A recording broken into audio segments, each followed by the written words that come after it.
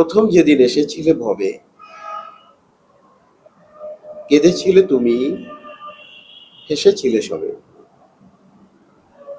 এমন জীবন তুমি করিও গঠন, মরিলে হাসিবে তুমি, কাঁদিবে ভুবন। যে মৃত্যু হাসতে হাসতে মানুষ গ্রহণ করে, যে মৃত্যুতে সাফল্য রয়েছে, যে মৃত্যুতে সারা পৃথিবীর মানুষ কাঁদে, সবাই স্মরণ করে, এইরকম মৃত্যু যার হয় তিনি সফল।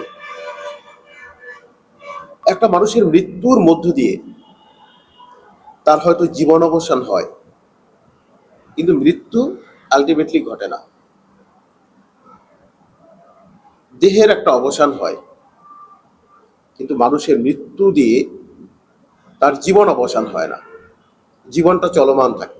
মানুষ মনে রাখে 100 বছর, 1000 বছর, জনম জনম ধরে মানুষ স্মরণ রাখে, এ লোকটা অনেক ভালো ছিল। দেখুন, শহীদ প্রেসিডেন্ট জিয়াউর রহমান, জন্মের পর থেকে তার নাম শুনেছি, কিন্তু কোনো দুর্নাম শুনি নাই। তার প্রশংসাই শুনেছি। তার সালাতের জানাজায় লক্ষ লক্ষ মানুষের সমাগম ঘটেছে। তার রাষ্ট্রীয় কর্ম পরিচালনা, রাষ্ট্রীয় কাজের সাথে যুক্ত হওয়া কিন্তু সামান্য সময়, অল্প সময়। এই অল্প সময়ে তার অসামান্য অবদান মানুষ আজও তাকে বাঁচিয়ে রাখছে, তাকে স্মরণে রাখছে। শহীদ ওসমান হাদি, বয়স মাত্র 33, কিন্তু আমাদের চোখের সামনে মাত্র 1.5 বছর। তাকে কোনোভাবে বলাবার কারো সাধ্য নাই, এমন কীর্তি সে গড়ে গেছে এই দেশের জন্য। সবশেষ বেগম খালেদা জিয়া, তার প্রতি মানুষের যে আবেগ, ভালোবাসা, তিনি হয়তো তার দেহ ত্যাগ করেছেন, কিন্তু মৃত্যু কিন্তু তার ঘটেনি। তিনি বেঁচে থাকবে মানুষের হৃদয়ে 1000 বছর ধরে। তার জানা যায় যেই পরিমাণ মানুষের উপস্থিতি, যে আবেগ, যে ভালোবাসা, কি কান্না। মানুষের হৃদয় থেকে একটা শক্তি, একটা অপশক্তি চাইছিল তাকে ভুলিয়ে দিতে, কিন্তু মানুষের হৃদয়ে এইরকম জায়গা করে নিয়েছে, ভুলাতে কিন্তু পারে নাই, সাধ্য নাই কারো। কথাগুলো বলছি এর জন্য, আজকে শুক্রবার বাংলাদেশের সব বিশ্বের অসংখ্য মসজিদগুলোতে বেগম খালেদা জিয়ার জন্য যখন মোনাজাতে হাত তুলেছে খতিব সাহেবরা, আপনারা যারা মসজিদগুলোতে আজকে সালাত আদায় করার জন্য গিয়েছেন, দেখছেন আবেগ মানুষের, সে কি আবেগ, কি কান্না, কি আমিন আমিন ধ্বনি।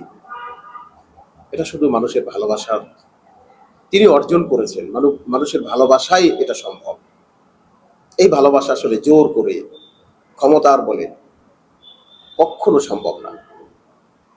সেজন্য আমাদের ছোট্ট জীবনে, আমাদের মৃত্যুর সাথে সাথে যেন আমাদের জীবনটা শেষ হয়ে না যায়, আমরা যেন হারিয়ে না যাই ইতিহাস থেকে, এরকম কাজ আমরা করব যেন আমরা বেঁচে থাকি। জনম জনম মানুষ যেন আমাদেরকে শ্রদ্ধার সাথে স্মরণ করে, মোনাজাত তুললেই যেন মনে করে আমাদের কথা, আরে একটা ভালো মানুষ ছিল। আল্লাহ রাব্বুল আলামিন পবিত্র কোরআনে বলেছেন, কুল্লু নাফসিন যায়িকাতুল মাউত, যাদের প্রাণ আছে এরা সবাই মৃত্যুবরণ করবে। কিন্তু মৃত্যুটাকে আমরা যেন সেলিব্রেট করতে পারি, মৃত্যুকে যেন আমরা আলিঙ্গন করতে পারি, মৃত্যুকে যেন আমরা ভয় না পাই। মৃত্যুকে ভয় পায় শুধু তারাই যাদের জীবনে কোনো অর্জন নাই, যাদের জীবনে শুধু কালিমা আর কালিমা, অপকর্ম, দুষ্কর্ম, এরাই শুধু মৃত্যুকে ভয় পায়। এরাই মরণের সময় আল্লাহর কাছে সময় চায়, আল্লাহ আর একটু সময় দেন, আর একটু সময় চাই, কিছু করতে চাই ভালো কাজ। কিন্তু যারা মুমিন, যারা ভালো মানুষ, যারা নিজের জীবনকে বিপন্ন করে মানুষকে খেদমত করে যায়, দ্বীনের পথে কাজ করে, ইসলামের পথে কাজ করে, তারা মৃত্যু আসলেই মনে করে এখনই তো আল্লাহর সান্নিধ্যে আমি চলে যাব, আল্লাহর সাথে দিদার হবে। এটা তার জন্য, একজন মুমিনের জন্য একটা উপহার। সেই জন্য এরকম একটা জীবন আমরা করব, যেন আমি মরবো, আমি মরে যাব হাসতে হাসতে, কিন্তু পৃথিবীর মানুষকে কাঁদিয়ে। আসুন আমাদের এই ছোট্ট জীবনে মানুষের জন্য অসামান্য অবদান রাখবো। দেখুন, আমরা বলি না মানুষ মানুষের জন্য, আমরা শুধু আমার জন্য কিন্তু পৃথিবীতে আসি নাই, আমরা অন্য মানুষের জন্য আসছি। আল্লাহ আমাদের প্রত্যেককে বানিয়েছেন খলিফা হিসেবে। খলিফার কাজ কি? প্রতিনিধিত্ব করা। কার প্রতিনিধিত্ব করবেন? মানুষেরই তো। তো সেজন্য আমাদের সংকীর্ণ মন মানসিকতার ঊর্ধ্বে উঠে আমাদের এরকম উচ্চতায় আমাদেরকে পৌঁছাতে হবে, যেখানে মানুষ আমাদেরকে শ্রদ্ধা ভরে স্মরণ করবে। দোয়া করছি শহীদ প্রেসিডেন্ট জিয়াউর রহমান, শহীদ ওসমান হাদি, সব শেষ,